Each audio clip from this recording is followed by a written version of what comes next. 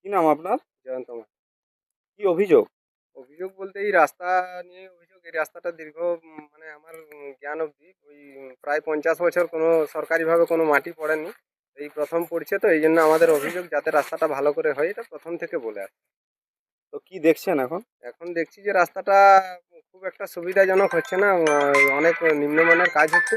আমাদের এই অঞ্চলেই একই প্রকল্পের কাজ অন্য জায়গায় হচ্ছে, সেখানে দেখছি যথেষ্ট পরিমাণে মোরাম, এই বেড কাটা, বালি, রোলার, জল এগুলো যথেষ্ট পরিমাণে হচ্ছে। আমাদের এখানে কিন্তু সেই পরিমাণ হচ্ছে না।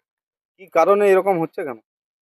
কারণটা তো ঠিক বলতে পারবো না। আমরা শিডিউলও পাইনি, শিডিউল দেখতে চেয়েছিলাম কিন্তু শিডিউলও দেখায়নি। শিডিউল না দেখানোর জন্য আমরা বুঝতে পারছি না যে কিভাবে কি হচ্ছে।